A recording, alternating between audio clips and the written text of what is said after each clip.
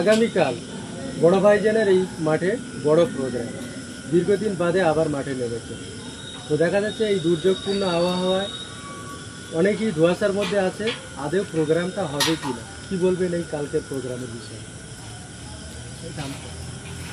অবশ্যই বড় ভাইজান যখন আসছেন, প্রোগ্রাম হচ্ছে এবং হবে। আমি সকলের কাছে বার্তা দিতে চাই, আপনারা আসুন। আপনারা সংবিধানপ্রেমী মানুষ, সমাজ সচেতন মানুষ, আপনাদের এগিয়ে আসা দরকার। বড় ভাইজান এগিয়ে আসছেন আন্দোলনের জন্য, আপনারাই সকলে আসুন। যতই দুর্যোগ হোক, যাই হোক, আমরা প্রোগ্রামটা করছি এবং প্রোগ্রামটা কাল হচ্ছে, এটা শিওর। এর আগে দীর্ঘদিন ধরে ভাইজান আর কি, দীর্ঘদিন মাস দুয়েক হলো বেড়া চাপার পরের থেকে কিছু কিছু জায়গায় ওয়াকাফের আন্দোলনে প্রতিবাদ করেছেন, বা 2021 সালে এই সরকারের বিরুদ্ধে আর কি প্রতিবাদ করেছিলেন। এখন আইনে পরিণত হয়েছে, এ বিষয়ে কি বলবেন? দেখেন, সরকারের চেষ্টা করছে, কিন্তু আমরা আমাদের ভালোটা বুঝি।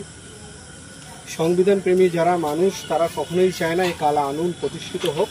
তার জন্য আমরা সবসময় আন্দোলন করে যাব। এই কালা কানুন যতদিন না রদ হচ্ছে, যতদিন না বন্ধ হয়ে যাচ্ছে, ততদিন আমরা আন্দোলন করে যাব। এবং বড় ভাইজানের নেতৃত্বে আমরা মাঠে নেমেছি এবং শেষ পর্যন্ত থাকবো, এটা আমাদের অঙ্গীকার।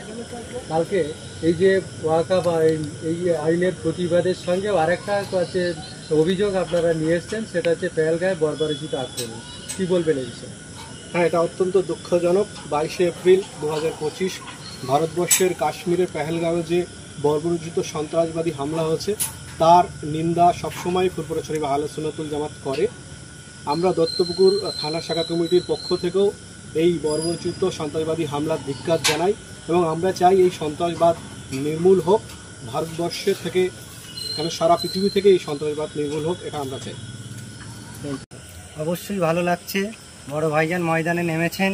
ইতিপূর্বে অনেকে ময়দানে নেমেছিলেন, ব্রিগেড নিয়ে অনেক আলোচনা হয়েছে। এই রাজ্য সরকারের অধীনে ওই ব্রিগেডটা হয়নি, ঠিক আছে। বড় ভাইজান ময়দানে নেমেছেন, আমাদের সত্যি খুব ভালো লাগছে। আমরা আশা করি ভাইজানের নেতৃত্বে আবার বাংলায় ইনসাফ প্রতিষ্ঠিত হবে। আপনি কি আশা করছেন যে ভবিষ্যতে ভাইজান নিশ্চয়ই ব্রিগেডের একটা সমাবেশ করবেন? অবশ্যই আশা করছি।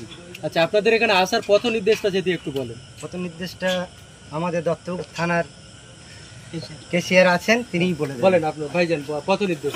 যারা যারা দূর থেকে আসবেন, যদি ট্রেন লাইনে আসেন, অবশ্যই বারাসাত স্টেশনে নামবেন। সেখান থেকে হেলাবরতলা পর্যন্ত হেঁটে বা টোটোতে আসতে পারেন। তারপরেই যদি বাস ধরেন, কৃষ্ণনগর রোড হয়ে 87 নম্বর 87 নম্বর বাস ধরে খিলকাপুর নামতে হবে। এবং জাগুলিয়ার দিক থেকে আসলেও আমি জাগুলিয়া থেকে বাস পাবেন 87 নম্বর বা 88 নম্বর বাসে।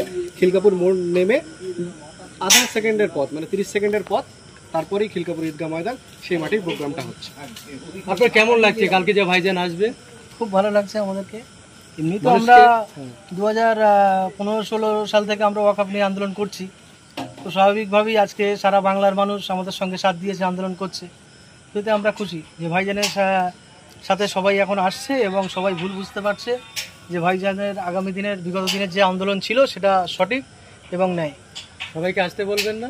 হ্যাঁ, অবশ্যই সবাই আসবে, আমরা আশাবাদী সবাই আসবে। এখন এত বড় একটা মহৎ আন্দোলনে আমরা নেমেছি, তো আশা করি সবাই আসবে এবং সবাইকে আসতে বলছি। আপনি কি বলছেন, কালকে যে ভাইজান এখানে আসবেন, ভাইজান যে আসবেন, আপনি কি খুশি এ বিষয়ে? এটা আমি খুশি, ভাইজান আসুক, এটা আমি বহুত খুশি। মানুষ আসুক, এটা আমি আশা করি। আপনি কি এই